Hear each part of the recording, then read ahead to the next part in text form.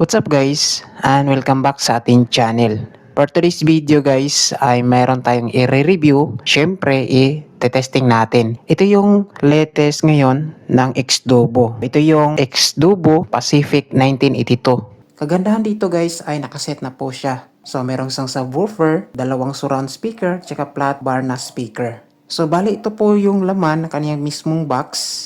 Isang subwoofer speaker, dalawang surround speaker, tsaka isang flat bar na speaker. Meron din siyang previous na dalawang power supply para dito sa dalawang surround speaker. Remote control para sa control natin. Isang control lang yung gagamitin. Tapos dalawang easy cord para dito sa subwoofer speaker tsaka sa flat bar na speaker. Meron din siyang 3.5 mm jack para sa kanyang pinaka main input. Kagandahan din guys, meron siyang bracket para sa wall. Tapos, yung mga previous na screw. Uunahin natin i-review guys itong kaniyang pinaka flat bar surround speaker. Yan. Dito sa harap is meron po siyang screen. Makapal po yung screen nito. Yan. Curved type. Tapos nandito yung kaniyang model na Xdubo. Yan. Makapal din yung casing guys. Oh. Parang plastic. Yan. Tapos, nandito yung kanyang pinaka loudspeaker. Ayan. Ayan siya guys, oh. Dito sa upper side view is ito yung kanyang power control. Plus and minus volume. Nandito rin guys yung kanyang pinaka menu. Tapos, play and pause button. Dito guys sa ilalim is meron po siyang rubber feet. Makapal.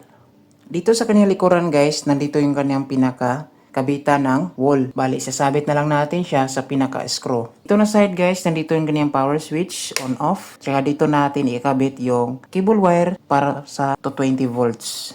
Nandito na rin guys yung kanyang pinaka-input optical, coaxial, EUX, meron siyang USB, HDMI, tsaka HDMI output para sa Smart TV. Ito naman guys yung kanyang dalawang surround. So, sa upper side guys, merong screen. Sa harap ay mayroon ding screen, curved type, tapos same materials na ginagamit, parang plastic. Yan, itong dalawa. So, check natin guys, sa ilalim, naka-rubber fit. Tapos, yung kanyang dalawang likuran, ito po siya guys. So, dito natin ikakabit yung kanyang wall. Yan, bali, sasabit na lang natin. Tapos, nandito yung kanyang pinaka-input, DC input, 24 volts. Tapos, yung kanyang fear switch. Balo yung kanyang supply nito guys, ay itong previous. Ito yung kanyang supply, dalawa. So, kakabit nyo lang guys, itong dulo dyan sa DC input. At ito naman guys, yung kanyang pinaka loudspeaker na subwoofer. Ayan. Wooden type po ito guys, yung materials na ginagamit. Sa harap, merong logo.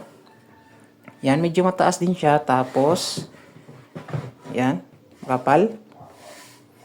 Sa siding niya guys, malinis. At ito naman yung sa likuran. Ito yung kanyang breather ng speaker.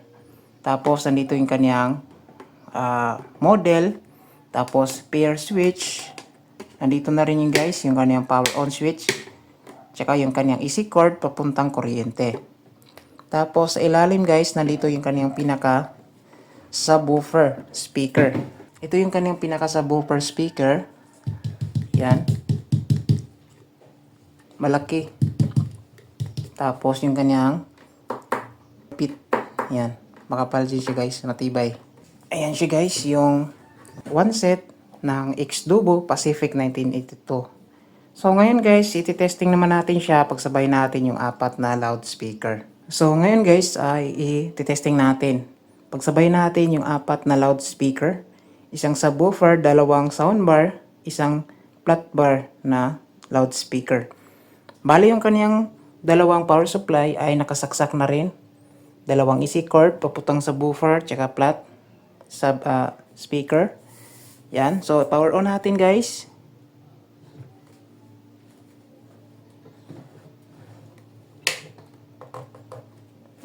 Yan, naka-power on na yung flat bar niya. Itong subwoofer naman, i-power on din natin. Yan. Bali, naka-power on na rin siya guys. Tapos, dito, ipi-pair natin. Yan, naka-pair na pala siya. So, i-power on pala natin to una guys, kasi ito yung pinaka main unit. Nandito yung kanyang full control sa lahat. Power on muna natin. Yan. Kapag na-on na siya guys, mayroon makikita na hello. So, pwede na natin siya i-connect sa ating Bluetooth device.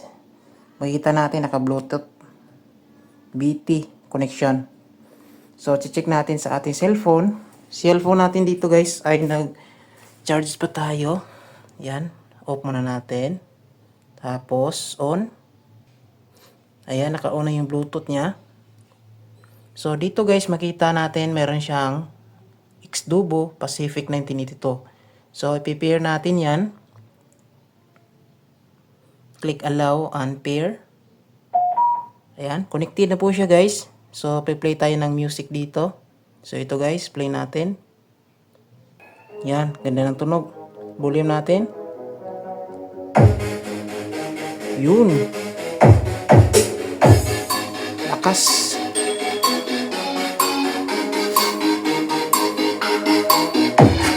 Volume natin.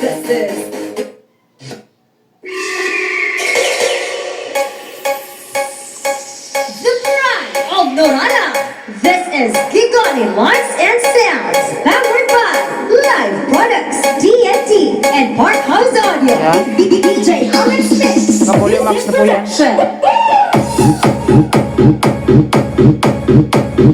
Lakas niya mga guys.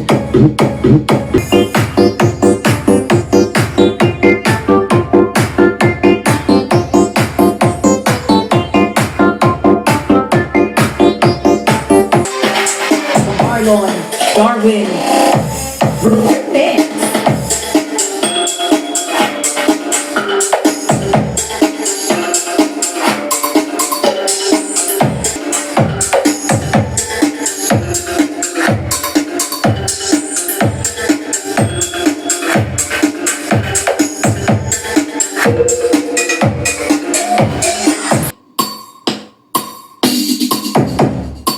So, malakas siya guys, no? Itong klase na speakers. DJ, Marlon, Darwin, Naka-full volume po ito guys.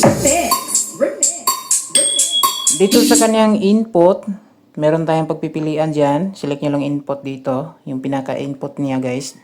Dito kayo select kapag ita-transfer yung input. Ayan ito. HDMI, kung sa TV, OPT, Cox, auxiliary, USB, tsaka Bluetooth. Yan. Ito yung pindutin nyo mga guys. Kapag magsisele kayo ng input. Yan. So, kapag nagtutot siya guys, ibig sabihin is naka-connect na po yan. Ano? Naka-connect na po yan sa Bluetooth.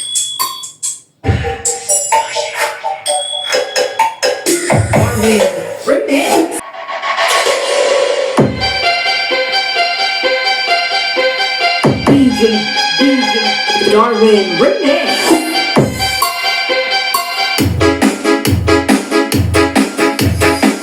Carol Tracks.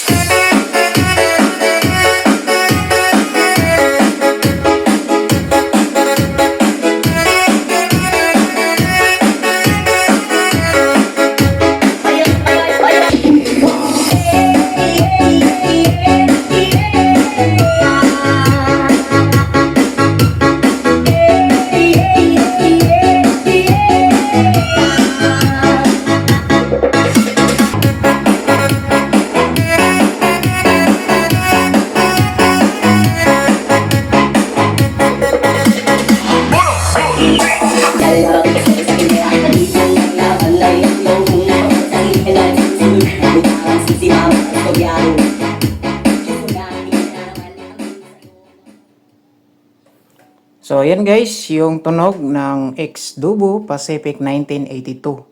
Sa kanyang quality guys, napaka-good yung kanyang quality. Buong buo yung tunog tsaka yung bass. Ayan. So, sa mga Xdubo guys, maganda talaga yung kanyang audio. Ayan. So, sa gusto mag-avail nito guys, ay available po ito sa Shopee, Lazada Store. Lalagay ko dito sa baba yung link kung saan natin to pwede mabili. So yan lang guys yung review and test natin dito. Maraming salamat. God bless ka. Ingat tayong lahat.